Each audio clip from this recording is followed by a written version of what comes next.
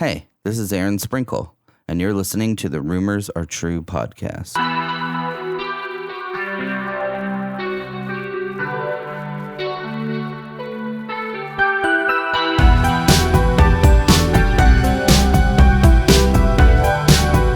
Welcome, this is Jeremy Allen Gould, and I'm coming to you today to confirm between God and of man that the rumors you have all heard are true. I started this podcast to have a platform for the bands and artists that I've worked with in the past, as well as new musicians and artists that influenced myself and many others. The Rumors Are True podcast is an opportunity for the artists to tell their story their way. I'm still in the business of confirming rumors. I still love a good conversation, and I still freaking love music. So thanks again for joining me on this journey, and I hope you like what you hear. With that said, the rumors are definitely true.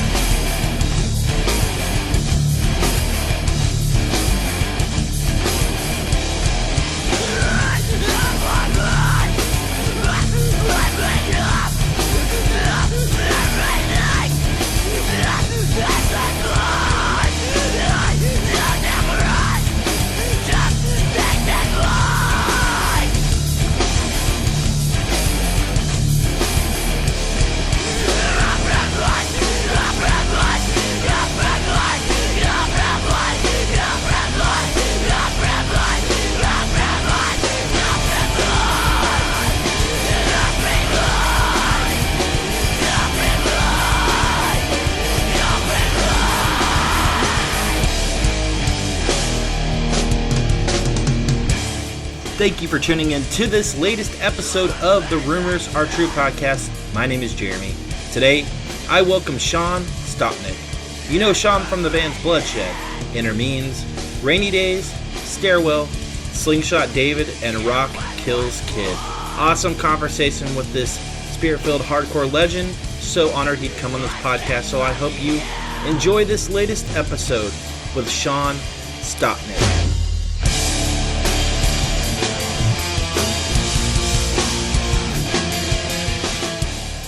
Sean, what is up, my friend? Thank you so much for coming on the podcast. I'm really honored to have you on.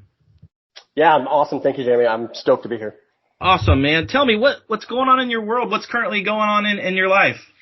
My life is it's pretty boring these days. Definitely a lot more than it used to be. I just work a 9 to 5 and married 3 kids. Recently moved back to Austin. So that's pretty much all that I do. Wow. What do you do work-wise, if you don't mind me asking? I'm a design director for IBM. Very cool. Yeah, I wouldn't use very cool. I'd say more. It pays the bills. But I get it. You know, it's all software, so it's not the most exciting stuff. Yeah. Do you miss California, or do you like living in Texas? Gosh, that's a tough question. California is always going to be home. Sure. I will never live there again, though. It's I don't miss the traffic. I don't miss taxes. That. I don't miss all the craziness of California. Sure.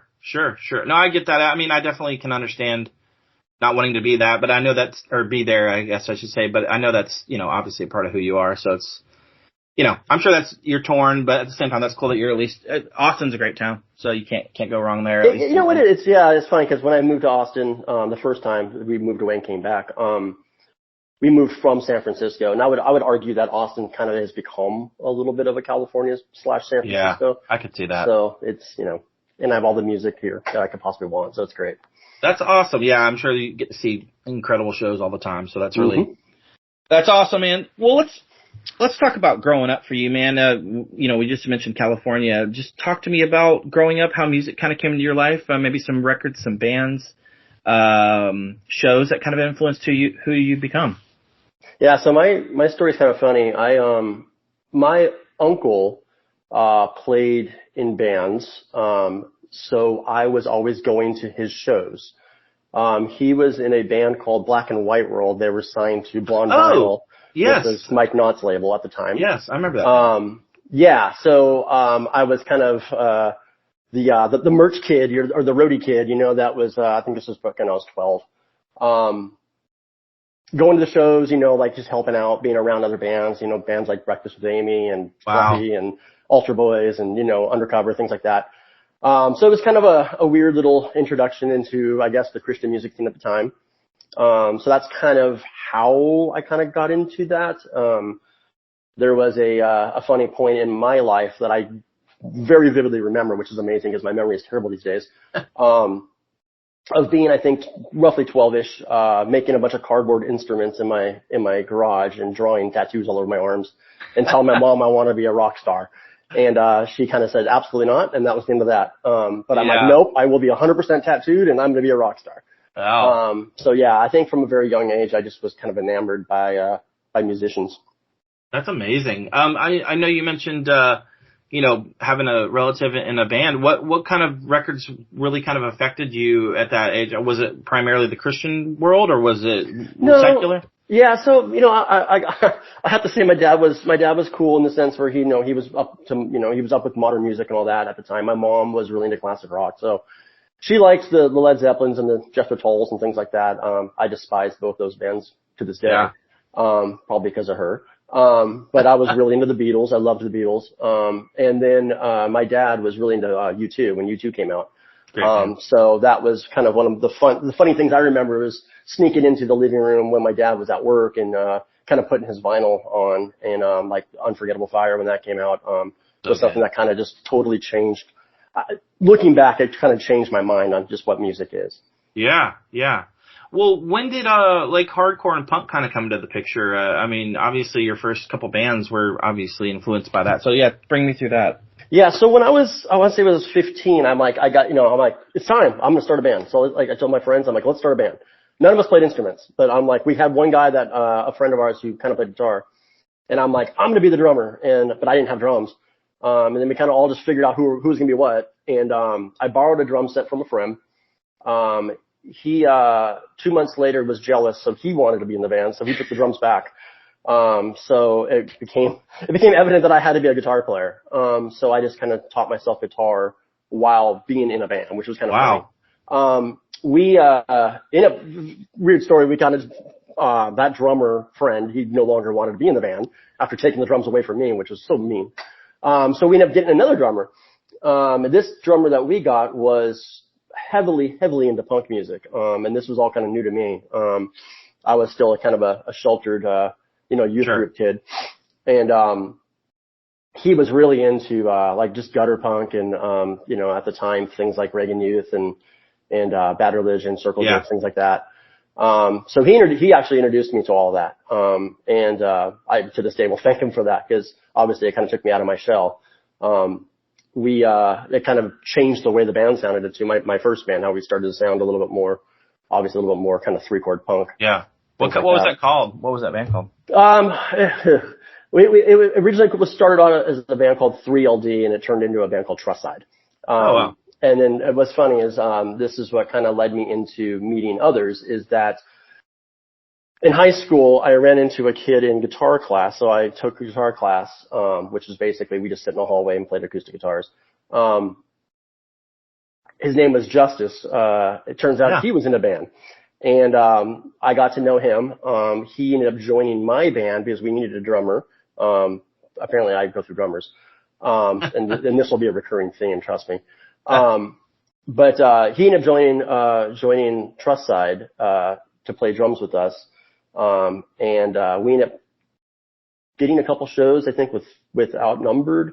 Oh, wow. And, Unashamed. So at the time, I was just kind of dipping my toes into hardcore.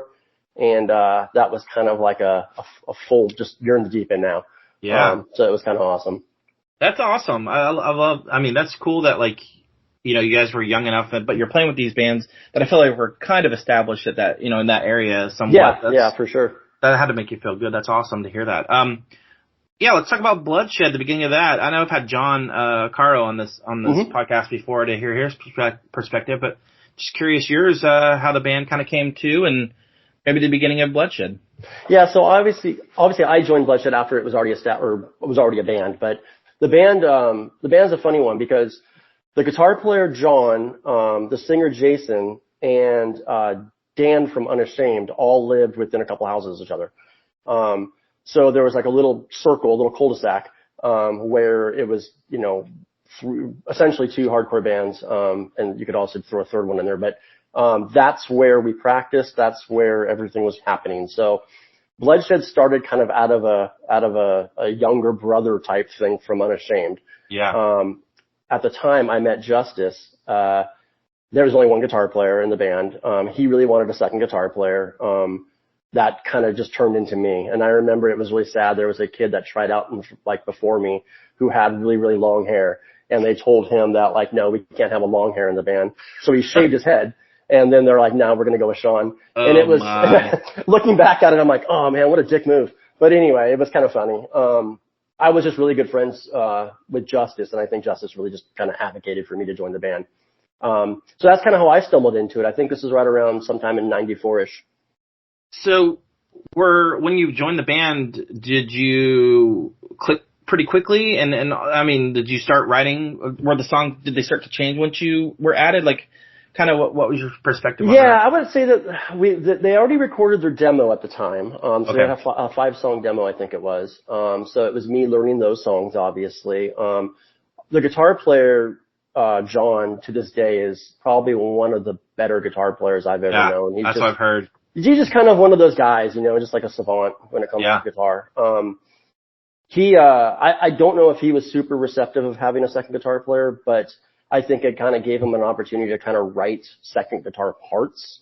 Yeah. For me to learn, for the old songs. And then obviously as we wrote new songs that evolved. But, I joined the band. It had to be not too long before we recorded the first, song that we did for, Tooth and Nail. I think it was the Help Us Amongst Friends. Great. Love that. Thing. Yeah. I think the song was called So Called.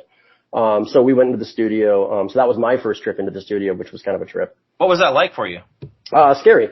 Real scary. And it's funny because you're so excited to do it as a kid, you're like, this is what I dreamed of, right? This is what I want to do. And then you actually see this like giant mixing board and you see some guy sitting there and he says, okay, play. And he pushes the button and you're like, oh shit, I got to play.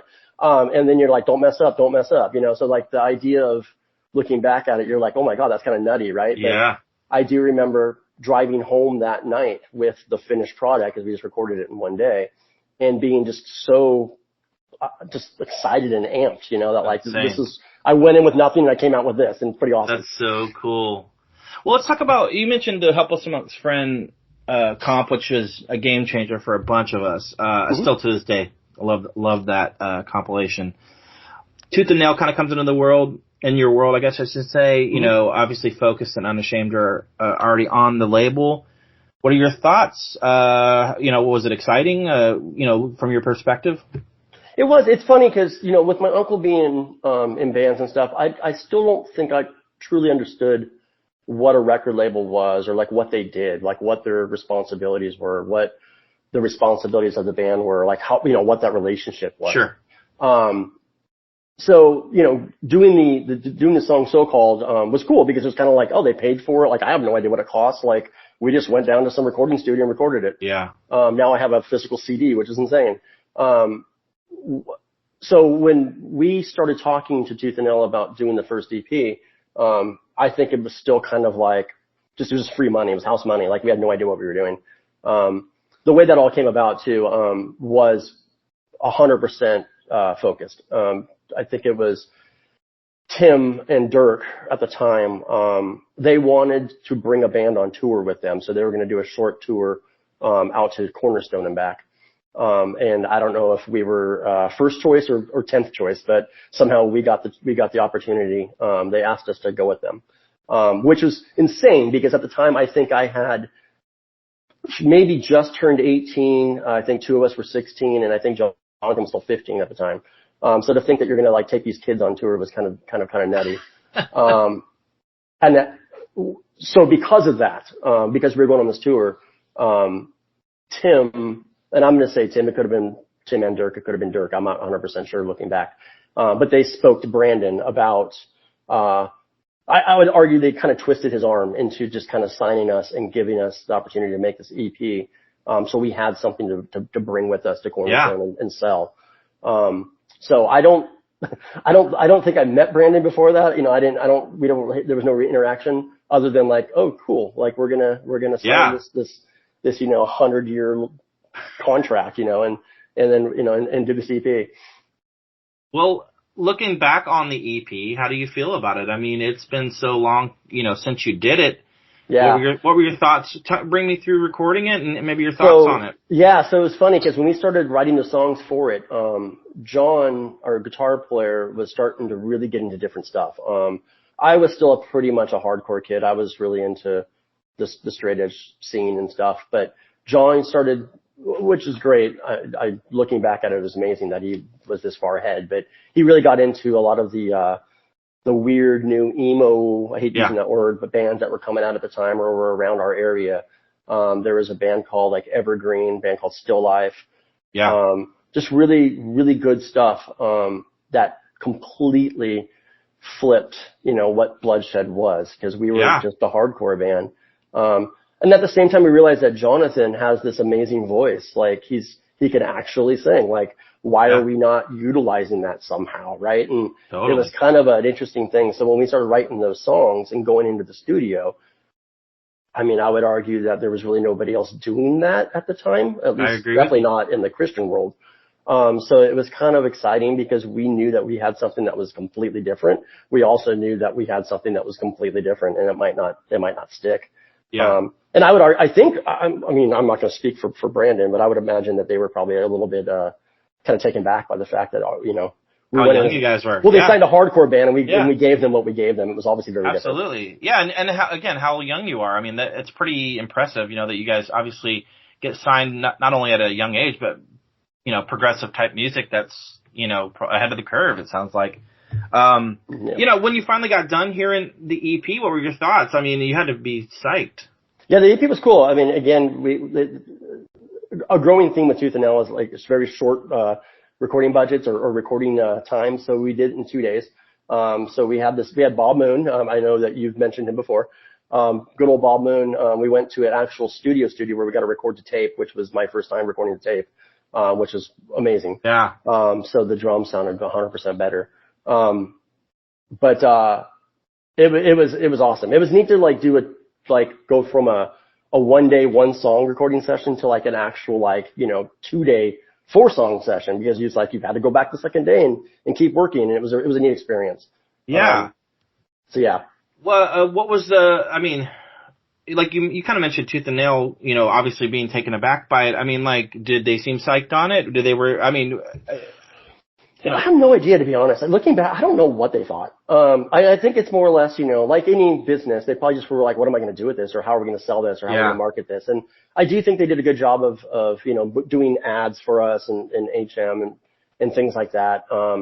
We were given those opportunities, but, again, I just don't know how I don't know what they thought, to be honest. I know that at the time, Bill Power, because on that Focus, tour, we played some shows with Blenderhead, and Bill was a big fan and big supporter of what we were doing. So I thought that was really cool at the time.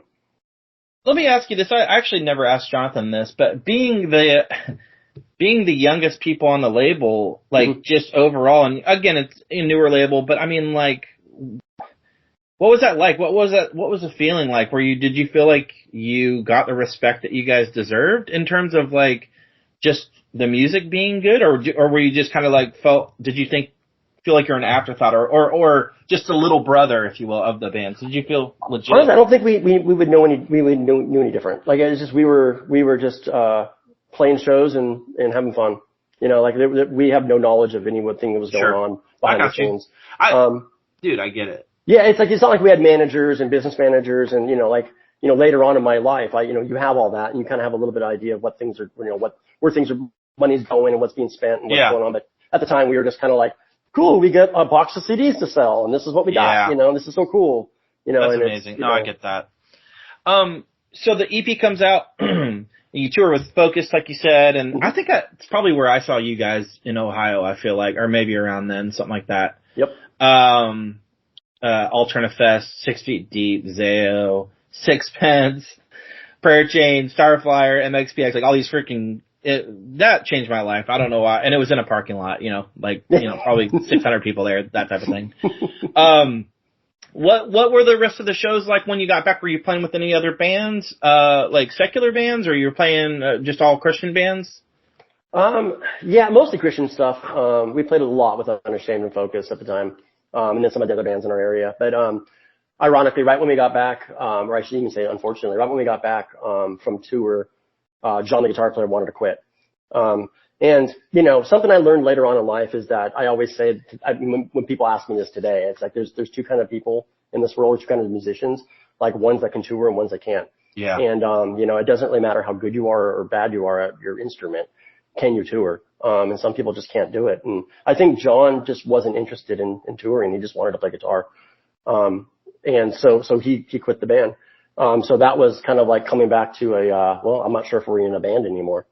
Yeah. It's pretty advanced thinking on his part, because I think I would dare to say most kids would be like, oh, I want to travel the world. I want to travel, and play music. And it's, he's a different breed, obviously. And that's cool. That he was, looked that far ahead, in terms of maybe a career or whatever, and maybe thought this was just, a high school band or whatever it may be.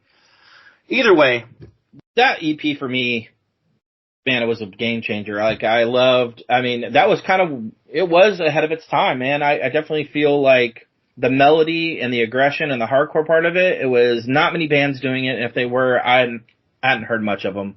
Mm-hmm. So, from a fan perspective, man, you guys crushed it. It was so cool.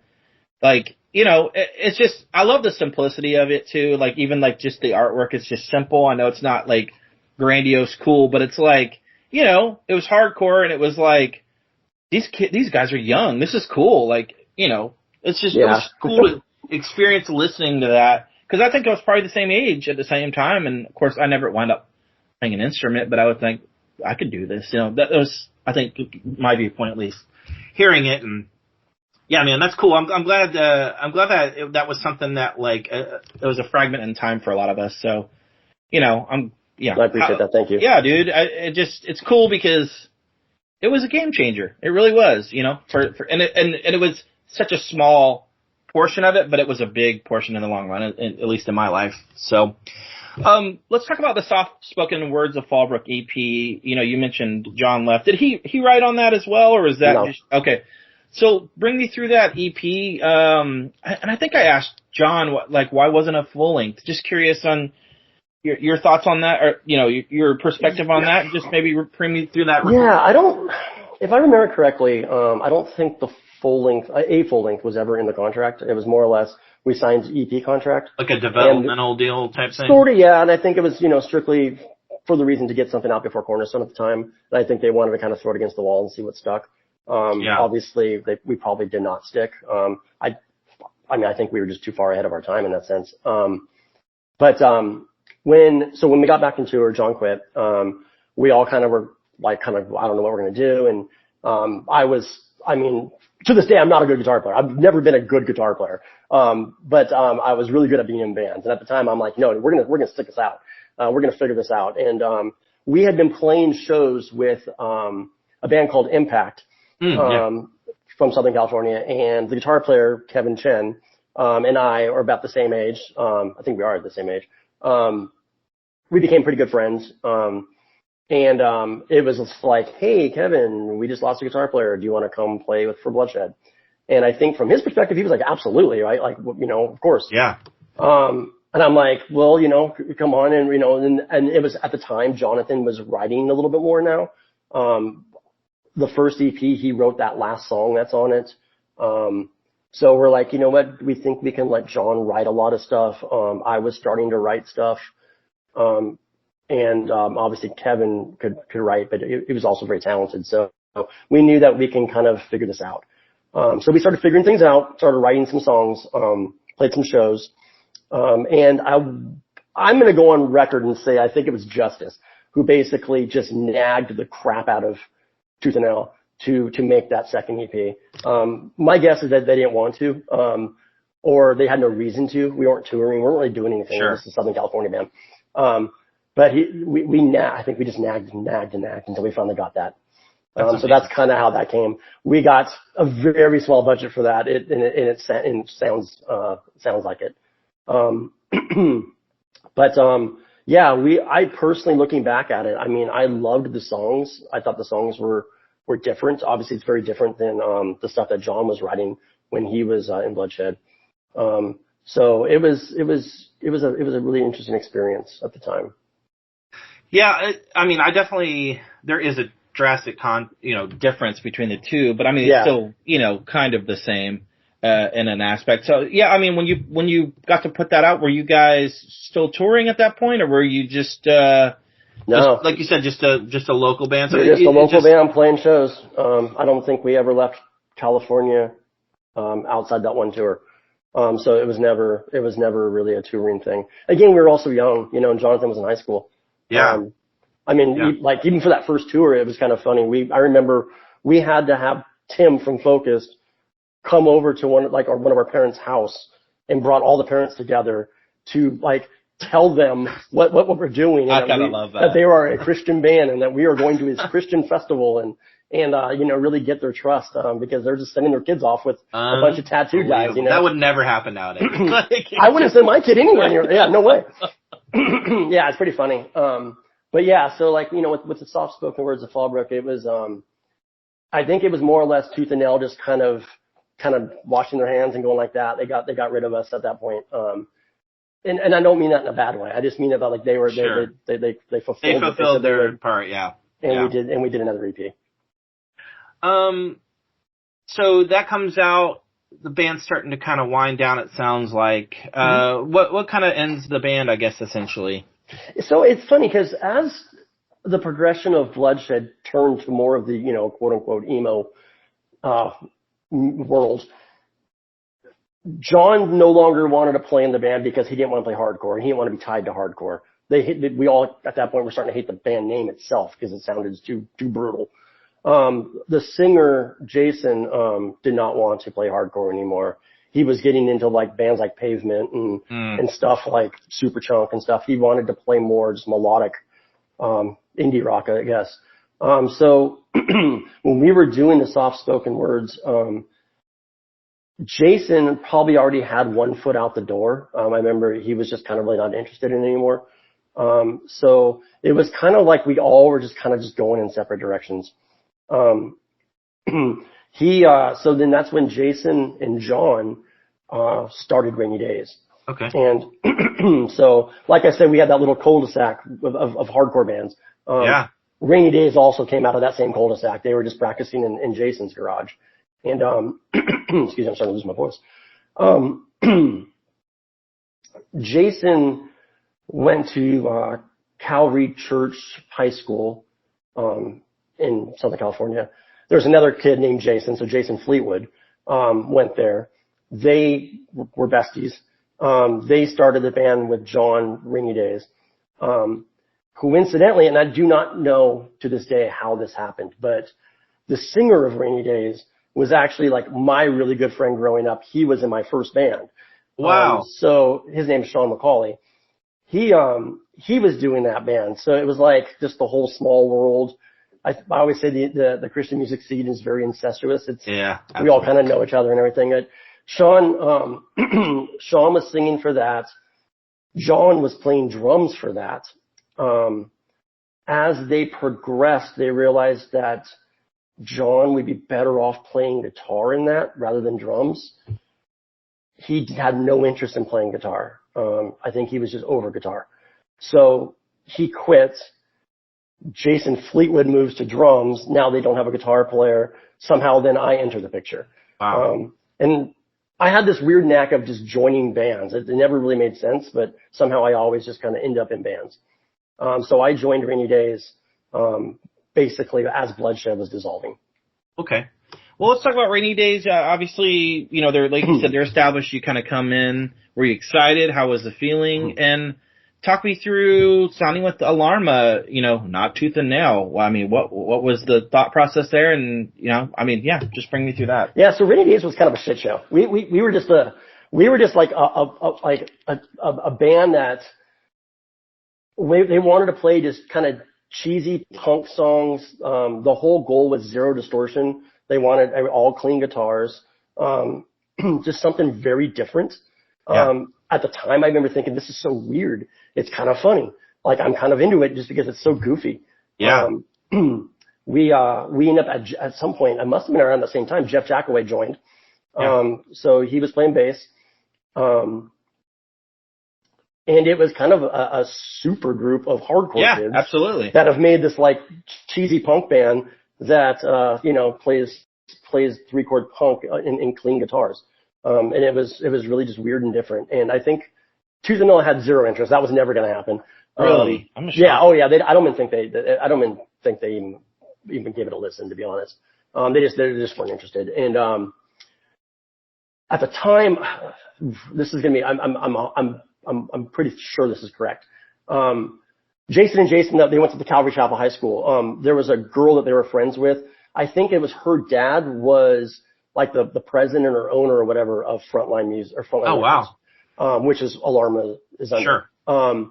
So I think somehow the demo that Rainy Days did got passed along to him. It got trickled down into Alarma, and Alarma at the time were kind of going through some like growing pains essentially. So they came sniffing around, and we ended up striking a deal with them.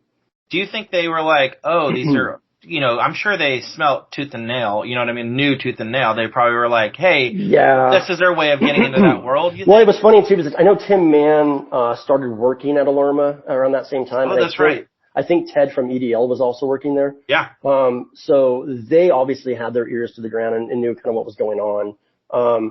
They probably helped advocate for us at the time to kind of get us in the door. But I think they probably were working there mainly to find things that Tooth and Nail was not picking up at the time. Because it was a monopoly for Tooth and Nail at that time, right? Any new Southern California punk band pretty much went to Tooth and Nail. Exactly. So Alarma picked us up. Let's talk about the Homecoming record. What was that experience like in the studio for that? Was it different than the Tooth and Nail experiences? And maybe bring me through the recording that record. Yeah, that was awesome actually. We I want to say we had about 2 weeks to make that record. We recorded at the Green Room, which was funny. It turns out Green Room was like literally a mile from my house. I had no idea. Wow. It's just some, weird studio in someone's house. So that was kind of cool. I can literally walk to the studio. I think we were there for about 2 weeks. We enlisted Luis from Plank Eye to produce it. And I'm not sure even how that came about. I'm guessing because Plank Eye was doing a lot of recording at the time at the Green Room. So when it came up that we were going to record there, it was probably suggested that Luis do it. So Luis produced it. We had an amazing time making the record. We had so much fun. I mean, it was just constant, just ridiculousness in the studio, put it that way. Yeah. So yeah, great time making that record. I think there's some songs on there we had like just random people coming in and out, hey, come sing on this. I mean, just weird stuff like that. It was fun. We ended up, mixing it somewhere else. I do not remember where we mixed it. Somewhere at Frontline, one of their studios. Great record. I mean, so much fun to make. Yeah. How do you feel about it? You said great record, but it sounds like it was just a good time of your life. Looking back on it, you love it?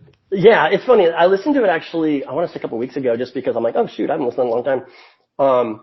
And there's some really good songs on there. I mean, there's just some pretty well-made songs, or well-written songs. I would love to have put some distortion on it, maybe like go back and kind of like make it a little bit more polished. But what a crazy concept for a record, just to have this clean guitar thing. And, being good friends with Sean growing up and everything, I loved seeing him sing in the studio. He's got a very powerful voice. That's awesome. And he loved to sing in harmony. So it was pretty cool to watch him do all these, 3-part, 4-part harmonies. Yeah. Did you, did it do well for Alarma? I mean, did you feel like it did pretty well? Oh. So right when it came out, Alarma went under. It was like not even, I don't even know we might have gotten a release of some sort in stores. I have no idea. I know that we, as a part, so at the time this is an interesting part too. At the time we had played a couple shows with Craig's brother, up in Santa Barbara area. And, we had, the A&R for Alarma, Dave. He came up there with us to see them. And, I think Alarma was actually going to sign Craig's brother at the time. Wow. But then Alarma I think they started just doing like a layoff and everything was just done. And, so yeah, obviously Craig's probably ended up going to Tooth and Nail. But we ended up getting invited to go play Cornerstone or go out to Cornerstone. So I think at the time, I think Bloodshed might have played Cornerstone again. I could be wrong. But Rainy Days was going to be there too. So we were going out there. We rented a RV. Jason Fleetwood's, our drummer, mom rented this RV. She went with us, which was super weird. Weird. Yeah, so we drove, from California all the way to Illinois. This RV, we get to the Cornerstone. Have you been to Cornerstone? Yeah, I went. Okay, yeah, it's just so far out in the middle of nowhere. We get on the grounds of Cornerstone, I remember, and I remember she was driving this RV, and this RV was pretty big. And we're like, I don't think we want to go this direction. She's like, no, this is where we're supposed to go. And I'm like, I don't think so. We ended up going down this one road, and we couldn't get out of it. And we're like, okay, we got to reverse it. God. Now the RV won't go into reverse. So basically, like the transmission, something went out. So it was hilarious. We had us trying to get this RV out of the spot. We were there for the entire week, staying in this RV, played our show, drove home, and driving home, I remember Jeff looked at me and said, I'm quitting the band. And I said, I am too. And, wow. we both left, Rainy Days right after that. What spawned that? Were you just kind of over it? Did you feel like it just wasn't going to go anywhere? I think it was mostly about, Alarma folding, essentially. Like, that's true. There was no future. No right? backing. Yeah. I mean, you're basically kind of just up in the air. Yeah. And at the time, we were having fun, and we were having probably more fun because we knew that we were signed and doing things. Yeah. As that kind of dwindled, we realized this is probably not going to be so fun anymore. Yeah. And then there was a lot of personalities in the band. I'm not going to lie about that. It's just that I wouldn't say conflict, but just kind of a lot going on. Yeah, and you guys are young, so yeah, it's like yeah. I think I was still wanting to be in hardcore bands too. So like for me, there's that whole aspect of it. Speaking of hardcore bands, the next band you had is, man, Innermeans. Let's talk about Innermeans. Rainy Days ends, Innermeans begins. Talk me through the beginning of Innermeans, man. To me, I feel like this is a band that should have been big. Innermeans was probably to this day one of the most fun bands I was ever in. They existed before. Again, common theme with me. I joined, and I don't recall exactly how I joined, but I joined.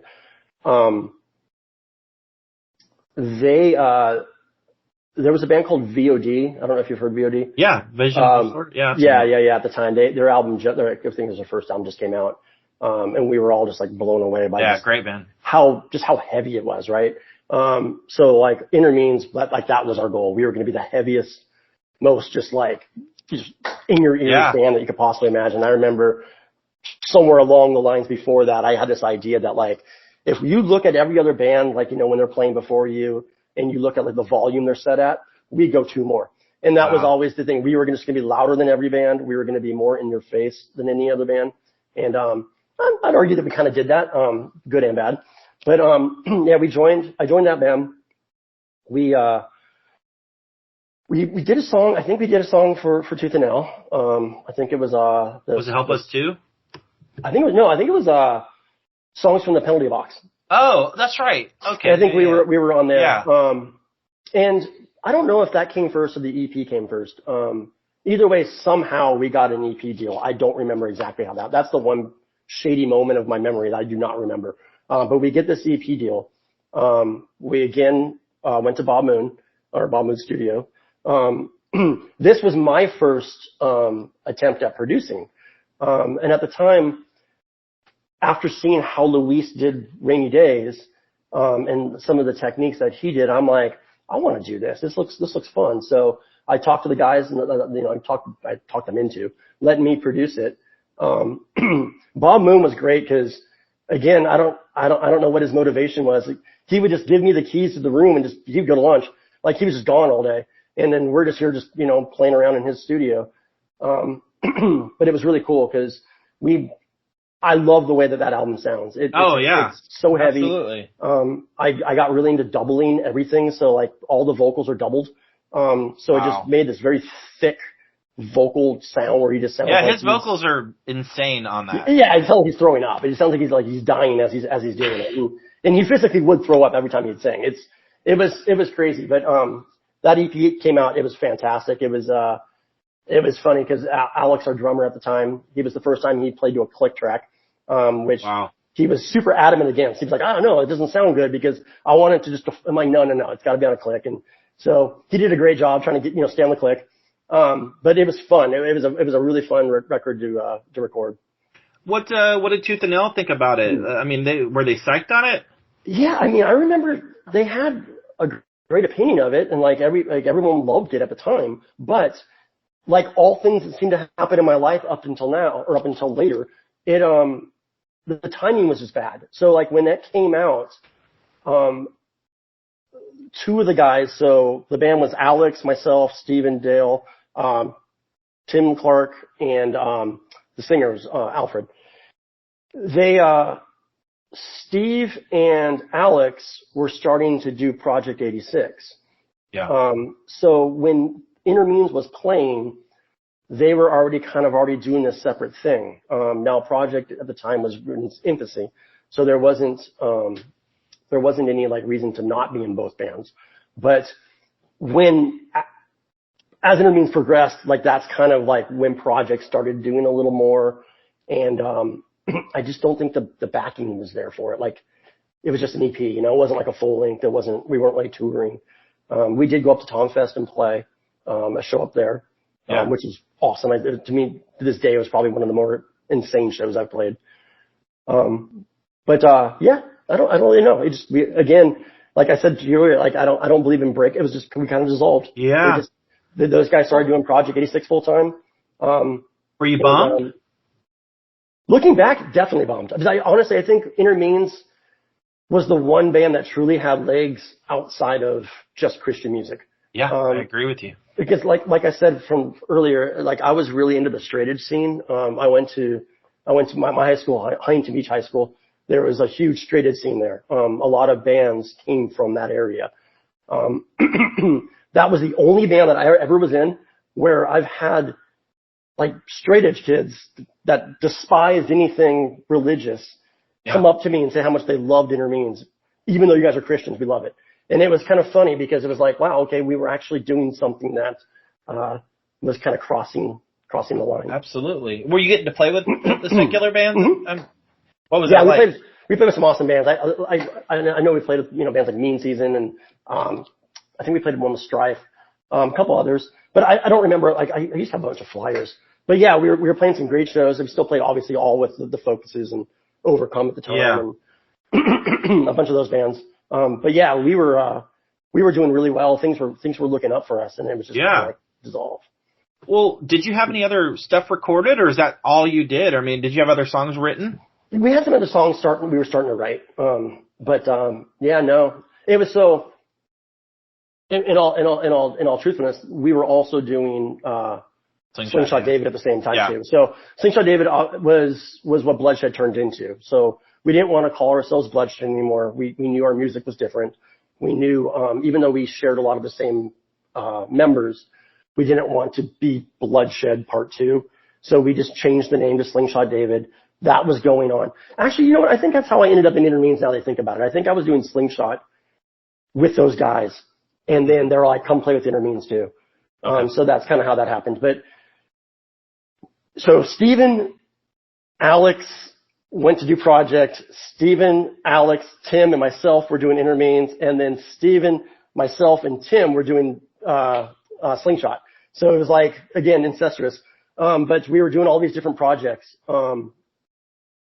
Slingshot, to me, still to this day, was one of my favorite bands. Only because I loved the sound that we came up with. It was, I think if I was to replace the band members and play the same songs, they would never sound like that. Like something about how we were recording, or how we recorded, how we played those songs at the time, it was just very unique. Yeah. But unfortunately, dissolved. What I remember Jonathan bringing me through that a little bit. What was there any label interest at all, or like what kind of I mean, I know you said it wound up dissolving just because of the situation, but like, was there a buzz with that one? I remember seeing the name. I just never could hear it because I didn't have Spotify. Yeah. So somebody, I do not know the label name. I think that was a different label. I don't remember the label name at the time. It was a label, a guy starting a label up in Canada. Okay. And he wanted to do an EP with us. So he basically sent us money. We went to a studio, recorded the songs, gave him back the songs, and I don't know if he ever put it out of anything other than we just had our own copies. To this day, I don't have a copy of it. Yeah. It was to me one of the more tragic albums to never be released in my lifetime. Like it was. That's crazy. I loved it, and again, I produced it, so I guess I'm a little biased. Is it a full length? No, it was only 5 songs. Oh, okay. And there's no way to get it, huh? Yeah, dude, to this day, I was going to reach out to somebody in the band. I was wondering if anybody knows where the masters are. I would love to know where the masters are because that would be dope. It'd be easiest to dump it into Pro Tools now and kind of just redo it. Yeah. But, I would imagine they're just gone.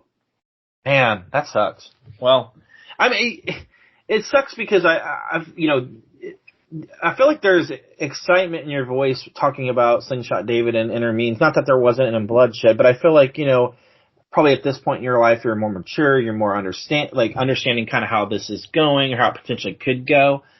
And yeah, I mean, for me, Innermeans EP just blew my mind. Like, I remember vividly hearing, and like I said, the vocals just were ferocious. Amazing. And it was amazing. Dude, and I mean, like, to me, that EP, I would have given anything just for a full length, like a follow up or something. Like, it just, it was just like a taste, and it was like, and I just felt like that, like, logically, I thought that was like the next big hardcore band, like you said, Christian or non. I just felt like had that, ferocity. One of the last shows I remember us playing, was in Southern California. It was a place called The Barn in Riverside, and it was a pretty big venue. I don't know how big, probably about 800, maybe a little less. Let's say 600.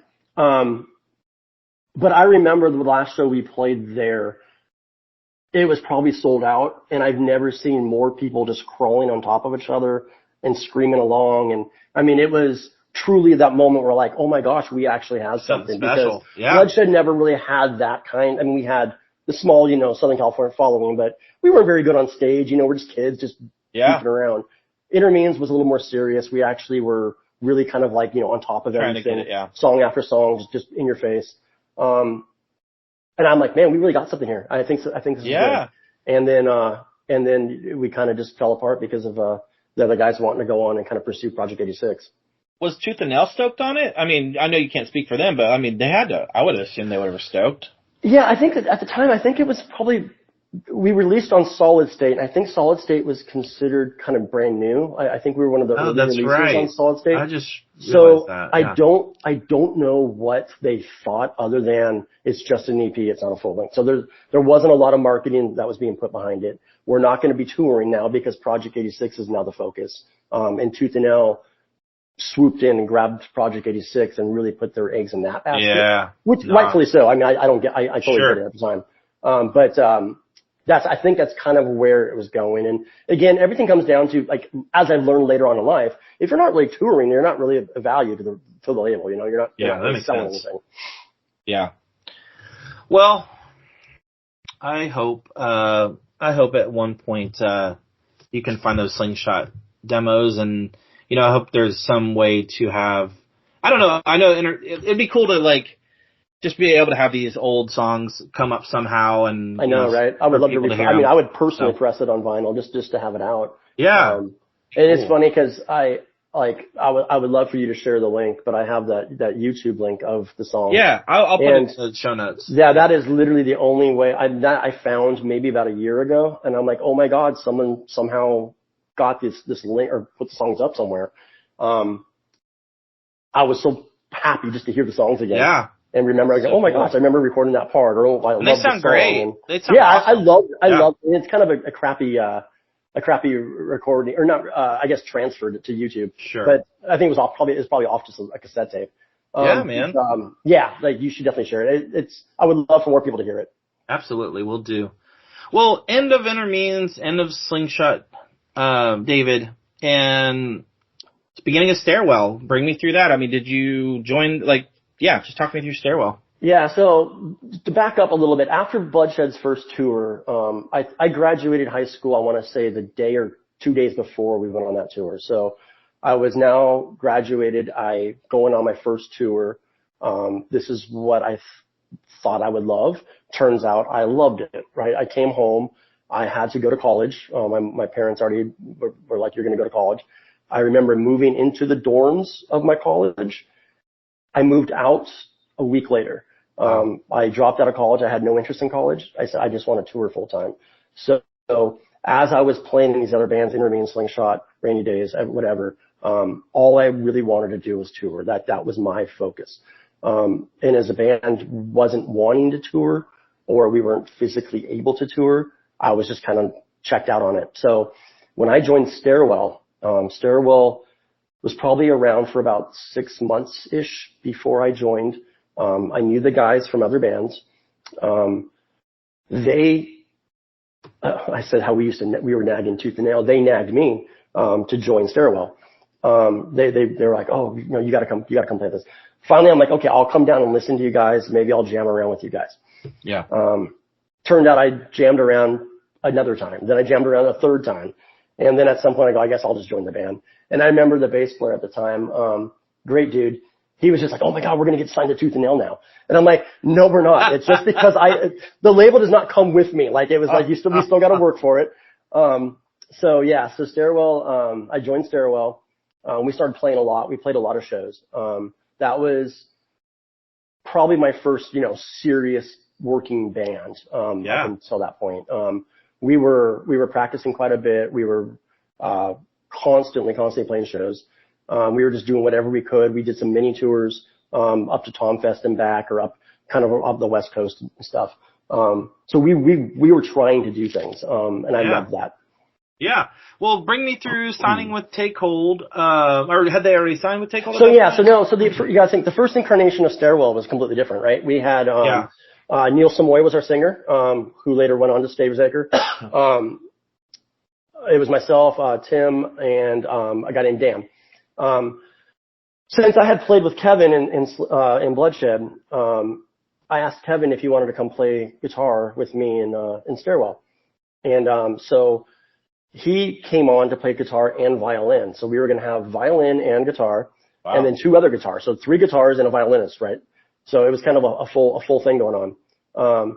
We did that probably for about a year. We recorded, our first full-length album, just kind of on our own budget. It was, a guy by the name of Doug. He wanted to start a record label. He signed us to this one album thing. He paid for the recording, which was basically nothing because we recorded it in a friend's house. And he released the CD. I don't really know if he distributed it, but he released the CD. Looking back at it, terrible CD. I mean, the sound, it's horrible. I'm embarrassed by how bad it is. And it has no fault of the band members and like that. It just didn't turn out good. Yeah. But we still were really into it. We tried to tour on it. We actually toured out to, Furnace Fest.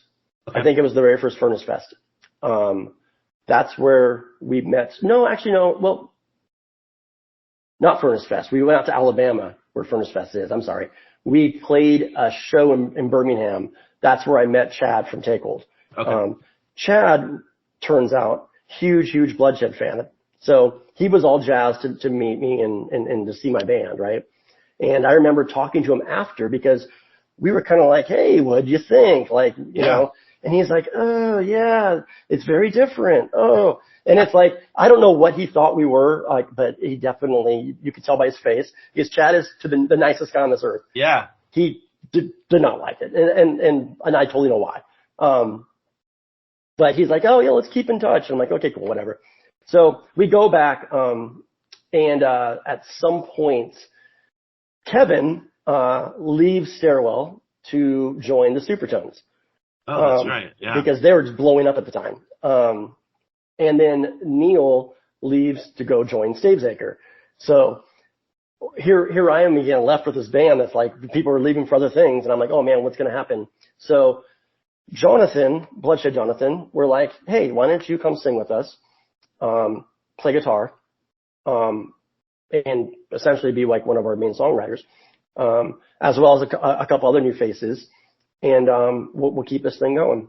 And that is literally where, like, I would argue that's where real Stairwell kind of started. Yeah. Not to take away from the first incarnation, but that's kind of the more established Stairwell at that point. We started playing. I called up Chad. Like I said, I wanted to stay in touch with him. And I'm like, hey, just to let you know that there's 2 Bloodshed guys in the band. And he's like, really? He's like, ooh, I think we could do something with this. So I think I sent him a couple songs. He was really into it, and signed us to a deal. So was Tooth and Nail kind of coming in there as well, or was it basically just Take Hold from the beginning? I think it was Take Hold from the beginning. So yeah, Take Hold, it was kind of crazy because Take Hold was so different, right? Like up until then, I never really understood what Tooth and Nail did. Like, I mean, they were just a big label doing big things, right? Like, yeah. I didn't understand the process as much. With Chad, you realize that he's just doing this out of his garage. You know, everything is just like super low key, but he's got good distribution. He's got good connections. He liked to put his money into the recording and the artwork and stuff. Yeah. So he actually cared about the stuff. And I remember thinking, this is different. This is like somebody who actually takes an active part in what you're doing, rather than just kind of saying, oh, okay, yeah, we'll just do an EP with you guys. Yeah. So we went in the studio, not a big budget, but it was a bigger budget. We went into the green room to do that album. We asked Luis to produce it again. Was this Pacific Standard? Correct. Yeah, okay, yeah. Good. Sorry, yeah, I probably should have said that. So then when we recorded that, yeah, so we did that in the green room, and it was awesome. I mean, it was a great experience. We blasted through it. We gave it to Chad, and I think Chad was kind of confused by it a little bit, because at the time, I mean, he was signing and doing mostly hardcore stuff, and I think to this day, he's a hardcore kid. That's what he is. Yeah. He's got the guys from Bloodshed, but we're not playing Bloodshed. We're playing, pop rock. So it's very different, right? Yeah. So he was kind of, I think, not confused, but just kind of like, oh my God, this is so different. What am I going to do with it? But it got a good reception. People seemed to like it at the time. Looking back, I think the recording could have been better, but other than that, it's a fun record. And then we toured. That band toured nonstop. So from that point on is like we really started to become a band. Who were you touring with at that time? Like what bands you? A lot of tours just on our own, self-booked tours. We would kind of meet up with other people. We did a tour with like Element 101 at the time. Oh yeah. We did some tours with we did some dates with like Dogwoods, Slick Shoes, some other bands that are from our area. We were just goers. We actually ended up doing a tour with a fairly new band at the time called Noise Ratchet. You know? Oh yeah, just had that's funny because like that was one of our, I think probably one of their very first tours too. We toured together. So yeah, we were just going, and it was totally, on our own dime, just trying to self-fund it and play out as much as we could. So when you wrote this record, like basically was everything kind of recorded, was all the songs done before you went into the studio, or were you writing in the studio? How was that? I think most of them were all finished. Yeah, we pretty much, we practiced a lot before going into it and really try to get like everything kind of figured out. I think we even had the track order pretty much figured out. Yeah. It was fast. It was really fast because I remember Chad wanted it released. He likes to release at Cornerstone. Like that's usually when he tries to time his releases. So at the time he was like, we got to record this now because we need to have this done by then. Yeah. So it was kind of like a wham bam type thing. We had to get this thing out the door. But it did well, you said, huh? Yeah. I don't know. I mean, as far as like units sold, I have no clue. Yeah. Probably not that many, but it was, a buzz. It was received well. We were buzzing. People, seemed to like be catching on. Like there was this new band from Southern California, that's playing nationally now. We're no longer a local band. Yeah. Yeah. So how were you feeling about it? I mean, no, you're good. How were you feeling about it? Like, and I mean, like touring, like were the shows going well, or did you feel like you had something special? Yeah, well, I thought we had a great live show. Like really, if you asked anybody back then, they would say, oh yeah, the album's good. but they were great live. Like that was our shtick, right? Yeah. Like we were very animated, just a good, fun band to watch. So that was our thing. So we were playing anywhere and everywhere. We played a lot of shows with nobody there. We played some shows that are decent. You never knew. Yeah. I remember our first time. I'm so sorry, my voice is getting terrible. You're fine. I played golf all day yesterday and I was yelling. We played a show in Nashville, and I remember this is the first time I've ever been in Nashville. And I think at the time Ethan Luck had just moved out there. I'm gonna have him on soon. Yeah. And Zach, who was in Stairwell, is really good friends with Ethan. I knew Ethan. Ethan played at my very first show as a 15-year-old. I played with Ethan. But he just moved to Nashville, so he took us to a couple bars and stuff, when we played, and we played this place. I think it was called The Exit. I'm not sure, but I remember this band that opened for us, and it was kind of like my introduction to what Nashville is. This band that opened for us goes on, and they're kind of like a Wilco type band. Probably the best musicians I've ever seen. I mean, these guys are unreal, and there's nobody there to see them. And I'm going, oh my God, how are we supposed to follow this? I mean, they were insanely talented. And then we get up there and we're just making a bunch of noise, with loud Marshall amps, It was just so awkward and weird. But that's touring life, right? You get stuck in these weird shows. Yeah, no, that makes sense.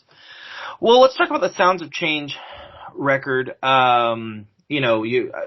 You're still on Take Hold. It winds up getting released on Hopeless. Maybe bring me through that and maybe the thoughts on that record overall.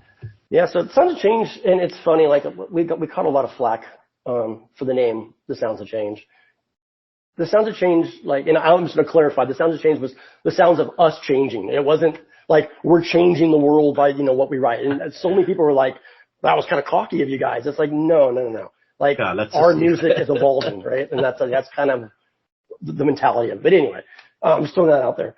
We started recording those songs. Those songs were, Pacific Standard Time happened so fast. We recorded those songs and wrote those songs so quickly. Sounds of Change, a lot of people say you have a lifetime to write your first record. Exactly. And a short time for your second album. I would say it was the opposite for us with Stairwell. Our second album was written over a longer period of time. And we put a lot more focus into the songs. Yeah. We also were lucky enough to go be recorded and produced by James Wisner. Oh wow! And at the time, he had done the previous the previous cycle, 238 album. Yeah. And Further. Yeah. He was doing Further Since Forever. He was doing the 238 album right before he did the Stairwell record. So we went out to Florida, spent 2 weeks in his apartment, which I don't know how he put up with us. But we recorded in his in an apartment. It was pretty crazy. Yeah. Excuse me. So we recorded those songs. He shared it with us when it was kind of rough mixed. Yeah. What was that? Sent it to Chad. Oh, we were going out to our van every night and listening to the mixes. Wow. And we were just this. It was funny at the time. We were I don't care what it sounds like in the studio. It needs to sound good in this shitty van that we have. We had a 1982 Ford van that was a piece of crap falling apart. It's if it doesn't sound good in here, I don't want it. And so we finally got it to sound good in that van. We were sending it to Chad. Chad was blown away by it. He was like, "Oh my God, this is so much better than your previous album." And we're like, "Yeah, no duh." We actually cared. And we had a good producer and all that. But James was an amazing producer. Yeah. He's an amazing talent. He's a songwriter. He added so much to our songs. Yeah. That I don't even want to tell you because it was so much. It was he was just so good at what he did. So we recorded that record. Immediately we went to Cornerstone. We had a little ghetto blaster behind our merch booth at Cornerstone, and we all sat at the Take Hold booth. And we would just rotate the 238 album and the Stairwell record over and over again. Wow. And anybody that walked by, hey, check it out. And reception was fantastic. Chad loved it. We loved it. 238 loved it. We loved 238. So then we ended up touring together. It was just a perfect world. Everything was just kind of coming together. That's awesome. I mean, that's a great record, by the way. I liked the first record as well, but I definitely was substantial difference. Yeah. 100% better. Growing up and growing into the songs and as a band. Did that get a good buzz as well? I mean, did you feel like you guys were like? It was getting a little bit of college radio play here and there.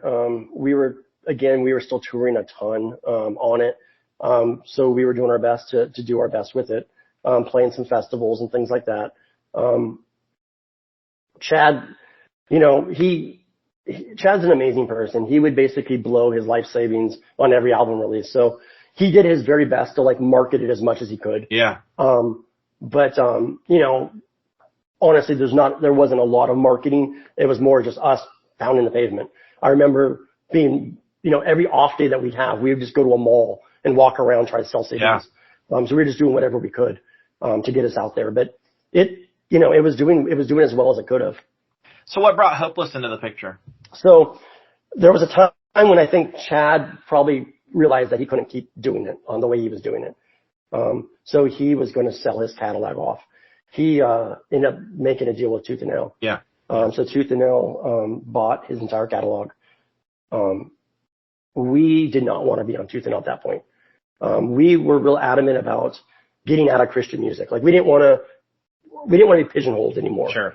Man, my voice. We definitely felt pigeonholed my entire career up until that point. You're just kind of, 2 feet into the Christian scene. Now you got 1 foot. You never really get out of that, right? So when we had the opportunity to basically separate ourselves from Takehold and Tooth and Nail as like the Christian scene, we were like, let's just shop this album and see what happens. Yeah. And we talked to quite a few labels. We had a guy that was kind of helping manage us, and manage is probably a strong word. He was just helping us out. He was a dude that he was a guitar tech for MXPX.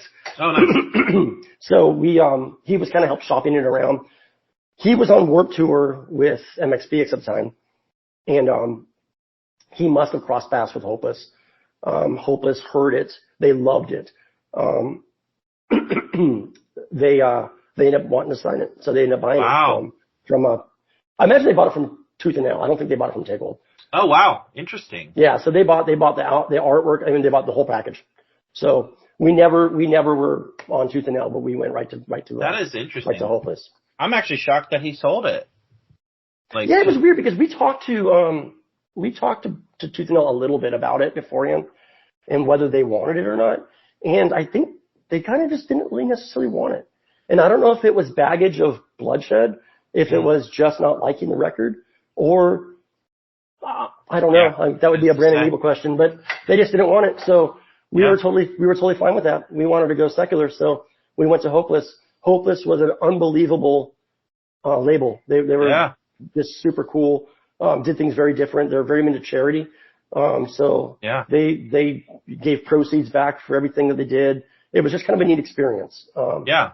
And their offices, Tooth and Nail's up in Seattle. Their Hopeless offices were 20 minutes from us. So we would go into the office all the time and hang out and kind of be a part of everything. Yeah, absolutely. That's cool, man. Well, then you obviously wind up leaving Stairwell. Maybe talk me through that. What kind of leads to that and you joining Rock Kills Kid? So Stairwell, Sounds of Change. We were continually evolving as we kind of, what seems to be forgotten is that by the time Hopeless re-released Sounds of Change, I want to say it was about 2 years after we wrote that record. So we were kind of getting tired of not the songs, but just kind of like being that's all we had. Now we're still playing these songs because we're re-releasing it. Yeah. We wanted to continue to do other things. We started getting into a lot more indie rock, more like, like I said, Wilco earlier, bands like Wilco, bands that are a little bit more singer-songwriter-ishy. Sure. We were trying to just expand our sound and getting a little bit more into better songwriting, more instrumentation.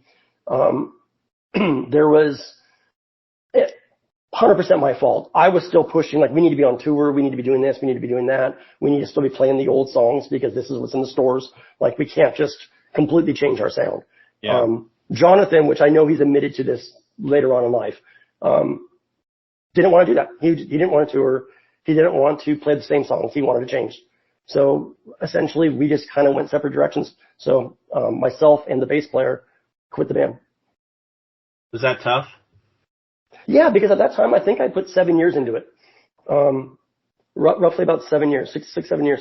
And it was, I think of, like, I will say that I wasn't an original Stairwell member, but I actually was. Like, even though I came in 6 months late, like, it was my baby. It was my product. Like, I was very much involved in that band. So for it to finally, for us to separate, or for me to go my own way, it was kind of a bummer, because you're like, I don't know what I'm going to do now. Like, I don't know who I didn't want to quit touring. I didn't want to quit playing in bands. I wasn't ready for that. Yeah. So it was kind of starting over again. Well, bring me to joining Rock Kid. Yeah. I started talking to the people. I auditioned for a few bands. There was one band that I remember talking to. They were signed to a major. And at the time you're thinking, oh my God, this is weird. They're signed to a major. They needed a guitar player. They had a minor radio hit already. They lost their guitar player. So I went and tried out for the band. I went to the singer's house, learned the song on acoustic, came back the following week to play it with the whole band. And I showed up. I had a 212 Marshall combo, a bunch of pedals. Like, I was loud. They showed up in this rehearsal space. They all had like Line 6 pods and headphones. And I'm like, this is going to be the most awkward experience ever, because I don't know what's going to happen. And sure enough, I completely botched the audition, forgot the song. Like, it was so super awkward. The guys weren't very talkative. So, like, it was just very strange. And I remember leaving that going, well, that sucks. That was my one chance at a successful band. So I was at the time using just Craigslist, like musicians for hire type thing. There was an ad for a band that said they were signed, looking for a guitar player. And it didn't say who they were, anything like that. I messaged them, talked to the drummer. He's like, oh yeah, we're signed to this label called Fearless. And I'm like, oh, okay. And he's like, this is the band name. I'm like, oh, I don't think I've heard of you guys, but I'll give it a listen. I listened to it. I'm like, oh, it's kind of like what Stairwell was in a lot of ways. Yeah. It's kind of like pop punk. Cool label. I'm like, I would love to come down and try out. They were an LA band. I was in Orange County. I drove up there. Remember walking in, I remember going up to the back of this rehearsal studio in this industrial park. The singer is in pajamas with a Dead Kennedy shirt on. The other guys are just kind of standing around. I walk up and they're like, hey, what's up? Hey, what's up? We go inside, kind of set my stuff up. The bass player looks at me and goes, do you like Nirvana? Yeah. He goes, cool, just making sure. I'm like, okay. Kind of played the songs, and like within an hour, they're like, so do you want to just be in the band? And I'm so like, cool. Sure. And it was just kind of a weird way to join a band, but we all just kind of clicked. And so what was funny at the time of Rock Kills Kid is the band put out this EP on Fearless probably a year or two before, year and a half before. They were a 3-piece, if I remember correctly. The bass player and the drummer left the band. The singer was just by himself. Wow. He essentially was kind of hanging on to it. He was living in the rehearsal studio, so hence why he was in pajamas. He illegally lived in this rehearsal space, and just wrote songs. When I joined, I was kind of the last person to join. The bass player came from another band that was on Capitol. The other guy eventually came from another band that was on a major. All things, in hindsight, we basically became a super group. We were just a bunch of guys from other bands that kind of came together to complete that incarnation of Rock Kills Kid. Rock Kills Kid started writing songs. So Jeff, the singer, was the most prolific songwriter I've ever seen. Wow. Like we would practice, let's say we practiced 3 days in a row. Every day I would show up, he'd have 20 new songs. Wow. And you can't wrap your head around that. And some of the songs were, shitty and some were great. Who knows? Yeah. But he had all these new songs that he was recording, on his computer that we would listen to and say, oh, we like that, or we like this part. We like that part. Let's see if we can kind of put them together. Yeah. And we started just writing these songs. And, at the time, Fearless now was excited because they believed in Jeff. they believed in Rock Kills Kid as a new band. So they were really invested in seeing us do well. So we started like going to the Fearless warehouse and doing all of our rehearsals there. We were working with Bob, the owner, where he was kind of like A&Ring us essentially, kind of watching us, saying, let's do this, let's do this. Yeah. We started playing. We played his daughter's 16th birthday party. We played bowling alleys. We started playing the bar. We were playing everywhere and doing anything we can to kind of put songs in front of people to see what would stick. And obviously, if anyone's heard the first EP, it's very much pop punk. As we started writing the songs were totally different now. We're starting to evolve into more of a mainstream sounding band. At some point, so the two guys that were signed to Capitol in the previous band, it was a band called Bright Life. They worked with a guy by the name of Lauren Israel. Lauren Israel was a A&R guy for Capitol at one point. Okay. At this point, he no longer was, but he was managing bands. So he was managing us, Rock Kills Kid. He also was the band that signed Jimmy Eat World to Capitol. Oh wow. He had connections with a ton of other bands in the scene. Great guy to know. Terrible manager, but fantastic A&R. Like he knew people. He knew how to put you in front of people. What he did after that, who knows? But he put us in front of a lot of people. So at the time, we were starting to play a lot, starting to get better, starting to figure things out. Yeah. Now it was time for us to make a record. We went to meet with some studios, met with some producers, but in the back of our mind, in the back of our head, we had this, I'm going to call it the trump card, and that was Lauren was good friends because of Jimmy Eat World. He was good friends with Mark Trombino. Yes. I, as a massive Jimmy Eat World fan at the time, and to this day still, wanted I don't care what it cost. Yeah. We were going to record with Mark Trombino. Absolutely, so man. I made sure to sabotage every talk with every other producer, with every other thing. But, I remember us talking with this one guy, and he was probably totally qualified to write, to help record a great record. And he was cheap. And Bob from Fearless really wanted to go with him because he was, the right price. And I'm like, no, this guy sucks, man. He's not going to know what he's doing. And so Lauren talked Mark Trombino to come down to one of our shows at this bar.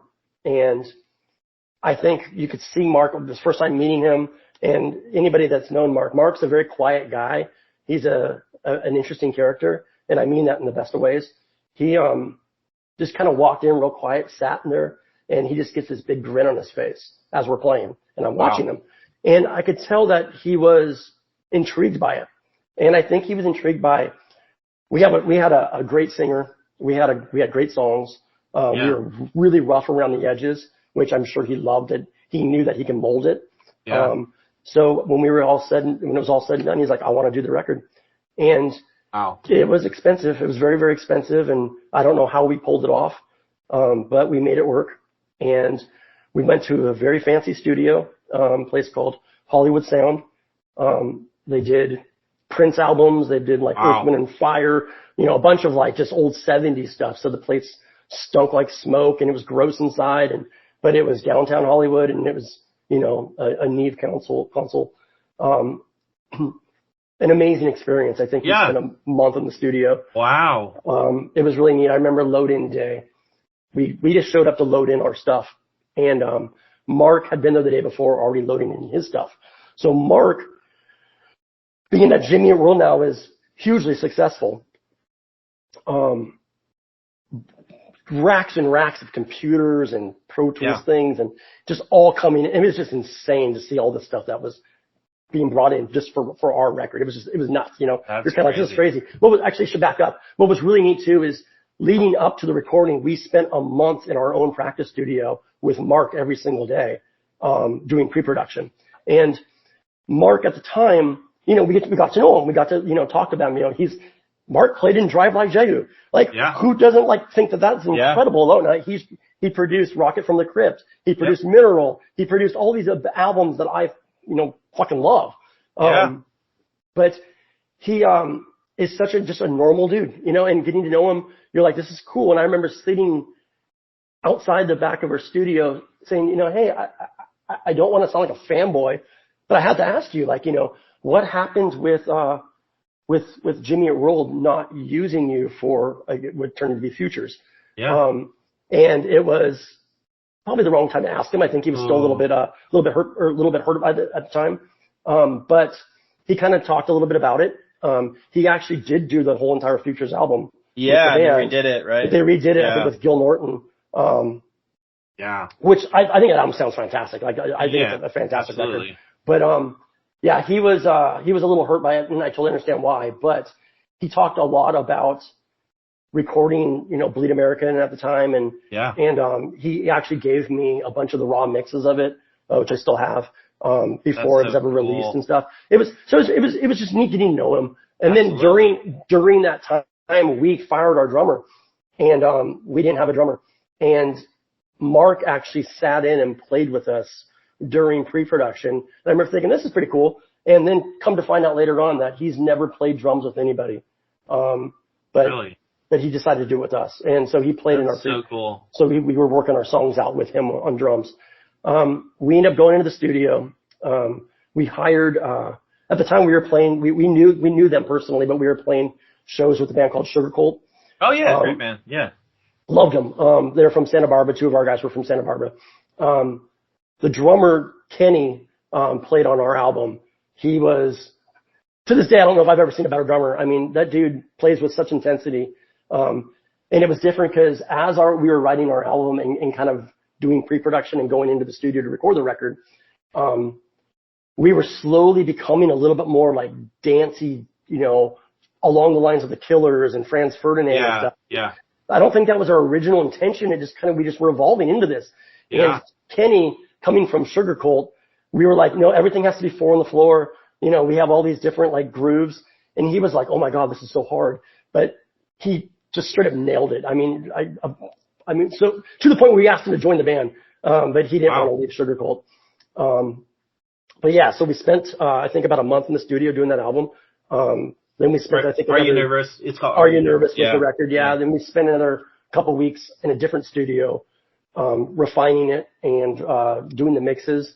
So Mark Trombino actually mixed the record. Oh, wow. When it was given back to the label did not like it. I should totally back up too. How we even got to this point. We were doing the album while we were recording in Hollywood. We had labels actually coming in. So we were still on Fearless. Fearless was fronting that whole thing, but Fearless was shopping us because the intent was we were going to do this record, shop it, and then sell it off. We had, all these different A&Rs and people coming in, sitting down, super awkward. Just guys sitting there while you're trying to record guitar. So that was kind of the process. So then when we were kind of going through the final stages of the mixes and stuff, we had then started talking to Warner. So there was, I can go on for hours about all this, but we were being flown back and forth to New York to showcase the labels. We were doing a bunch of different things. Every label was passing on us. Nobody saw what we were trying to do. And I get it because we were still getting to know each other. I mean, it's not like we toured for years before this. We were kind of writing and becoming a band in the studio. I remember flying out. We had a couple funny stories. We flew out to New York, for one show. We did a showcase it was going to be for Sony and for Columbia, at the same time. So I think Sony paid for the flights. Columbia paid for our hotel. So we flew in, we get to our hotel, beautiful hotel right in Manhattan. Cannot remember the name of it, but super weird. You walk in, it's like glass floors that are see-through down to weird bars. I mean, it was wild. And we're like, oh my God, we've made it. This is crazy. So we get up to our rooms and they put 2 of us in 3 different rooms. And, we get into the room and each room consisted of a twin size bed and then a baby crib. And I look and I go, I was in a room up with our keyboard player. His name is Reed. And I go, Reed, you get the crib. And, we kind of laughed about it, but we're like, wow, this is weird.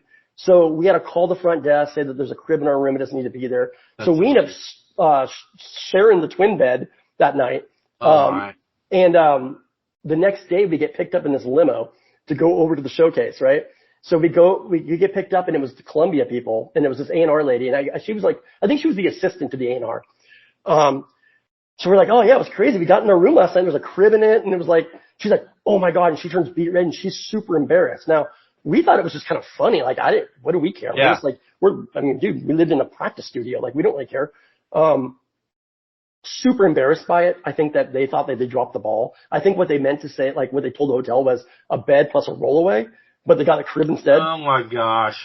So we got done with the showcase. Sony never showed up to the showcase. What? Columbia showed up, but I don't think they sent the actual A&R. They just sent the assistants. Then we get back to the hotel. We get told at the front desk that we all have new rooms.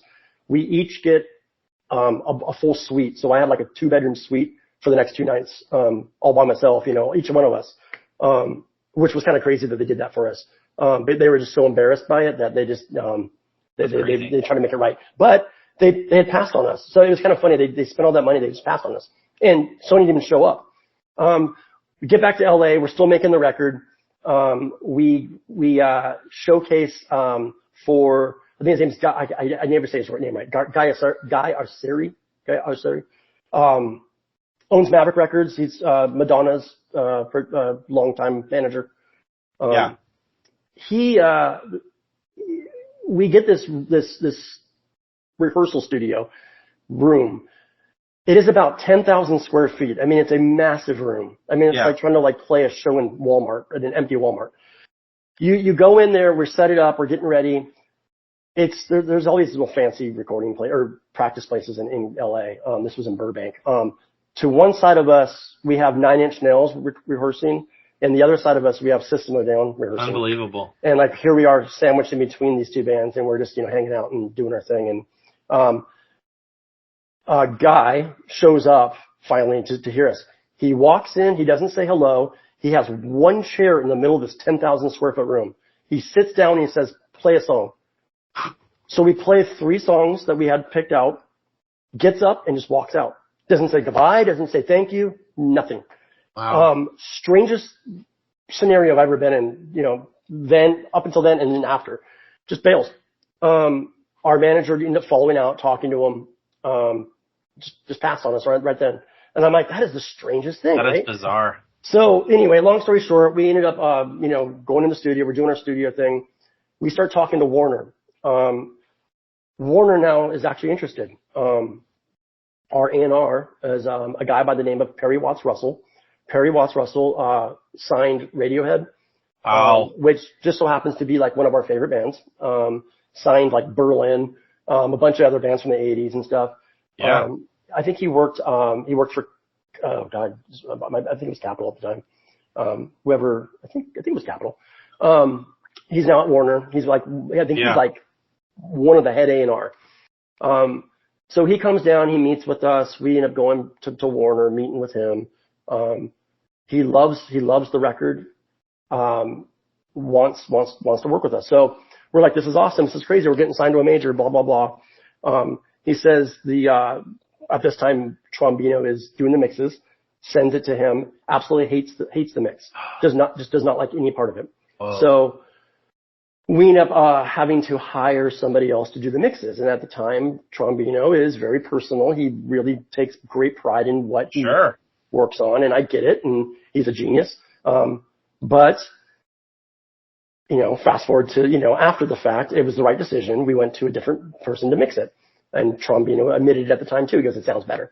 The guy that we so happened to get to mix it is a guy by the name of Mike Shipley. Mike Shipley, he was the engineer for Mutt Lange. He did all the Def Leppard records. Oh my gosh. Did all, Shania Twain, did a bunch of other massive records, right? Yeah. So he has a home studio that he just does mixing now at. So we go to his house, this unreal house in, Thousand Oaks or something. Amazing studio room, right? We walk in, he's already got all of our songs queued up. So if you listen to Def Leppard, all the drums are triggered. he's already triggered all of our drums. So now our drums sound like massive. And it's like, oh my God, now we're starting to sound like not only like a dance band, but we sound like something from the 80s. It's just like big. And we're like, this is crazy, right? So he ends up mixing the album. Label loved it. Things are moving along quite quick. Yeah. We're doing photo shoots. We're doing all the big label stuff. And it's awesome. You're like, oh my God, we're actually a real band now. And, I think we had it scheduled for a June, like a mid-June release, I think was our album release. Our manager at the time, we kind of had two managers, but one of our managers, he used to be the bodyguard for Axl Rose. He got into management. Funny dude. Very big, intimidating guy. He had a good relationship with K-Rock, which is like the biggest radio station in the world. He went down to K-Rock, gave them our album, essentially what would be our single, and said, you need to play this or you need to listen to it. K-Rock immediately said, we're going to put this on the air tonight. Wow. And our label flipped out. They're like, no, because this is like in March or April or something like that. We have a June release. Now you don't go to radio like unless, or more than like 4 to 5 weeks ahead of release. Yeah. We are months now in front of our release, right? So K-Rock's like, I don't care. This is the next big thing. We're playing it. So they start immediately playing it. I remember we were on tour. We were going into Canada. We were playing shows with the band called She Wants Revenge. Oh yeah. And Electric Six. Right when we crossed into Canada, I finally get phone service again. Keep in mind this is like 2005, so like phone service is a little sketchy. Or 2006, I guess at the time. I get a call from my wife. My wife's like, "You're on K-Rock right now." And I'm like, What are you talking about? Like, we're not supposed to be on K-Rock or anything for like a month and a half from now. She's like, they're playing you right now. And I'm like, oh my God. So like growing up in, Southern California. Sure. Like I to this day, I cannot think of a more satisfying achievement that that's huge. For me anyway. Yeah. So they play us great. They used to have a thing called Furious 5 at 9. So basically it's requested songs. We start getting requested every day from random people. By the time 2 weeks, maybe week and a half, She Wants Revenge was already being played on K-Rock. They were, I want to say, the most requested song. Within a week and a half, we became the most requested song. Wow. And She Wants Revenge was dropping down to like third or fourth. We started, at one point, I think we started headlining over them. Wow. On some shows because we were just blowing up at the time, and we blew up very fast. So fast that the record label had to fast forward our release, which in hindsight probably caused a lot of just weird problems with distro and things like that. But we released, we had a pretty strong, I think, first week sales. We were doing really well. We were in Rolling Stone and Spin and doing all these photo shoots with all these big things. That's we were on MTV, like what was it? They called it, like you heard it first or something like that. You heard it first. Yeah. So they did like a little 5-minute segment on us, cool. where they interviewed us in New York and stuff, and it was pretty neat. So, I have pictures of myself, holding like a microphone that says MTV News. That's cool. So yeah, we were just blowing up, and we were now a mainstream band, and we were on every radio station across the country and playing with every major band, that you can think of at the time. So, our shows became bigger. Our bands that we were touring with were bigger. Like we toured with She Wants Revenge actually quite a few times. We toured with, 30 Seconds to Mars. Wow. We toured with, Yellow Card. We toured some other big bands. We were having a lot of fun doing some good things. And, we were in a bus at a point. So it was like, this is a whole new world. Yeah. Really neat. Man, that's awesome. I knew that you guys had, were kind of getting big, and I didn't realize how that big. That's so cool, though. I mean, I feel like, from the songs I've heard, it's really catchy, really awesome. Are you proud of that record? Yeah, so absolutely 100% proud. And, you know, just working with Mark Vino is the proudest moment of it for me. But so it's funny. So the first song on the album is called Paralyzed. That ended up being our single. That was not the single that we chose. We wanted the second song, a song called Hideaway. That was the single that we as a band, or a song as we as a band thought was the best song on the album. It was the song that we enjoyed. Maybe it's just selfishly we like to play it.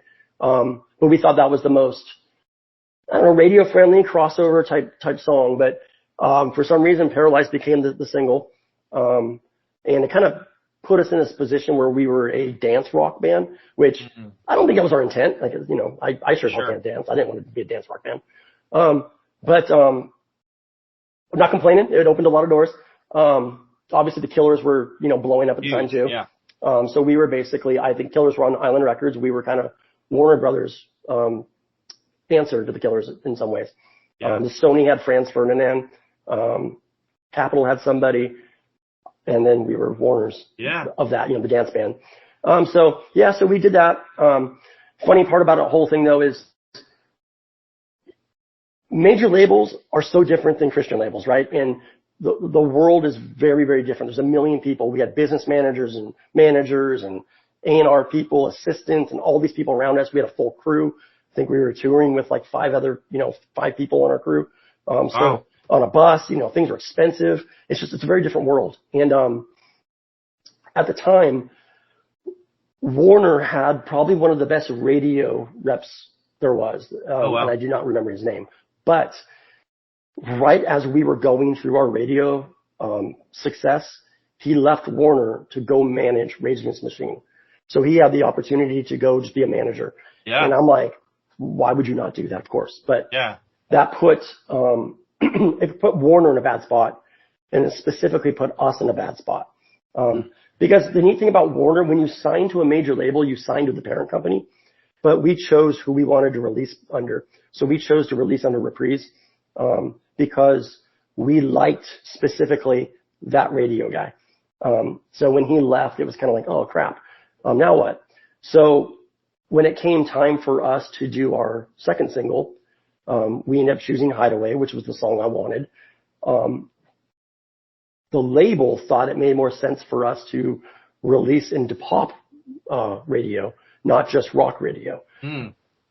Pop radio obviously is a big market, much bigger market. At the time, Panic at the Disco was blowing up on pop radio. Killers now have crossed over into pop radio. That is mainstream radio, right?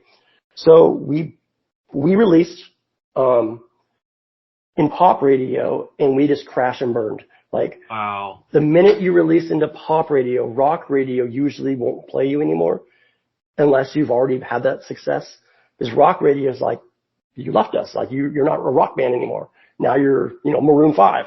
So it's like, it's different. So we kind of burnt it on both, you know, burnt the bridges on both sides. We lost our rock radio. Our single stopped being played. Pop radio, it was very minor. I think we hit 36 on the Billboard with the second single. But we didn't have the strong radio presence behind it to help push it. So it was kind of a lot of just bad things happened all at once. How did that make you feel at the time? Super bummed, because, you know, we were still touring a lot. You know, we still had legs, you know, like our shows were still great. One of the last tours we did was 30 Seconds to Mars tour, where it was an MTV sponsored tour. They called it the $2 bill tour at the time. We were selling, and not we, but us as a tour. You know, 5,000 people a night. Massive venues, you know, and like, it was insane. It was so much fun. But, you could see that this is a problem, because if you're not on the radio, it doesn't matter, you know. So also, meanwhile, we had videos. We made a video for Paralyzed. We actually made 3 videos for Paralyzed. That got more and more expensive. They were doing well on MTV, and then MTV kind of went away at that time. Record stores started going away at the time. iTunes, this is 2006. So it was iTunes started. So it was like all these things happened all at the same time, which was so bizarre that it just kind of basically was the business model of the major label and the band and tour. It just all changed. It was like an overnight. Is that what kind of led to the end of the band? It led to my departure, for sure. 2007 was my last show. As success started to dwindle a little bit. There's a lot of infighting. Now, back up to what I said before, we were just a group of guys that came together that were kind of formed by the record label, essentially. So quote unquote, like a super group, guys from Capitol, guys from other labels. Mm-hmm. We were never, longtime friends before that. We got along really well in the band. Don't get me wrong. Like, we toured very well together. But when you start introducing money, you start introducing publishing, and we were getting money from being on soundtracks, sure, things like that. There were some probably hurt feelings and or some infighting that started happening. I definitely had some issues with where the money was going towards the end. So that essentially that was my departure. I gotcha. Man, let me ask you this, kind of looking over your whole career, what are you most proud of? I'm most proud of sticking with it. Years and years and years ago, I remember watching something on MTV or something where they were interviewing Metallica. And I think it was Kirk Hammett who said, like, we used to have just a piece of bologna on your hand that was, a bologna sandwich. And he said, specifically what he said, you have to be willing to be homeless and lose it all before you will ever have a chance to make it, right? Mm-hmm. Like, and I took that to heart. Like, I was essentially living in the tour van. I didn't have a place to, I didn't have an apartment. I didn't have anything to go back to. I barely had a job. I just kind of worked for my family's business here and there when I was not on tour. I didn't go to college. I knew I put all my eggs into, the rock and roll basket. So what I'm most proud of is just that I stuck it out. So many friends of mine at the time and band members, other people, they didn't. They just give up and go to college, or they would try to go to college while also being in a band. And it's like, for me, I'm like, that's not going to work. Like, you have to be willing to just live in a van. Yeah. Let me ask you this. What record are you most proud of? I would probably say Are You Nervous? I mean, obviously, because that was the big one. I really, really enjoyed Sounds of Change, though, too. Sounds of Change, I think, was the perfect sweet spot of all of the punk and the hardcore influence and emo influence before that into an album that sonically sounds great, and everything on it was exactly how we wanted it. So it was that, to me, was a proud moment. Yeah, awesome. Well, let me ask you, I know you can't predict the future, but what does the future look like for you? God, at the moment, it doesn't look like anything other than what I'm doing now. Like, I've been very lucky. So, no college degree, coming out of the band thing, I was managing bands for a little bit after. Oh, cool. That was very tough to do. There's not a lot of money, especially if as the iTunes thing happened, everything was different. There was always a guy in every band that has to design shirts and stickers. That was me. So coming out of music, I started designing web pages, MySpace pages at the time, got into learning how to code them. That turned into me being a design director now. So it was like, I was very lucky, to have a next career coming out of music. So many people probably struggle, what to do after that. So I got very lucky. I stumbled my way into a career. So you asked me what the future looks like. I imagine it's just what it looks like now. So right after Rock Hills Kid ended, my wife and I was married. We got married while in between tours. We found out we were going to have our first child. So it was like 2 months after the band ended. I left the band. We found out. So I was like, I can't imagine trying to be a touring, starting over in a touring band with a newborn, right? Couldn't do it. So I literally I sold all my stuff, which I regret to this day, very much so. But I sold everything I had. I didn't touch a guitar for probably 13 years after that. Wow. Just walked away from it, started over. Well, it sounds like you're in a good spot at least, and you've got a family, that loves you, and you can do something that like you said, pays the bills, but you're not, losing your mind over at least. But man, I've just really enjoyed this conversation, Sean. I'm just really honored, like I said earlier, for you coming on the podcast and telling me your story. And Man, it's so cool just to have you on. I appreciate that. B, I want to touch on one thing too, and this is to me the full circle moment, right? And it's something you've asked me at the very beginning. I don't think I answered. You've asked like, well, first shows. My very first show as a kid that was non-Christian that went to a show. I went and saw Bad Religion and Green Day. And this was when Green Day was still on the Kerplunk tour. And Bad Religion was the headliner. I loved Bad Religion. I had no idea who Green Day was at the time. That was when I was 15 years old. And just this last year, my son finally has gotten into music. He wanted to go see his first show. And I was, at the time, so when I was 15, my dad took me to the Bad Religion show. Yeah. I took him to his first show, and his first show was Jawbreaker. So for me, Wow. it's like a proud moment as a father. Absolutely. Watching your kids kind of follow, not necessarily the same footsteps, but liking the same things and kind of becoming who they are, what you were. It's kind of strange, but it's so neat. I love that, man. I love hearing that. Sean, it's been so cool. Really honored again. And just really, really awesome that you come on the podcast.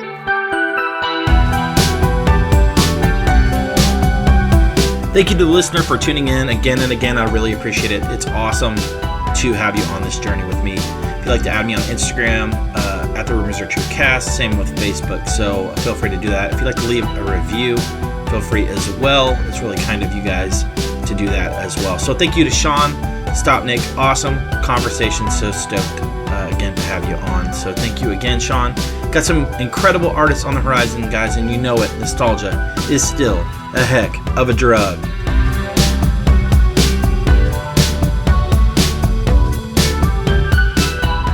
The podcast is produced by Wesley Hill, artwork by Jared Chase Bowser, and music by Brian Jaron. This episode is dedicated to the memory of my dear friend, producer, and man of many talents, Brian Jaron.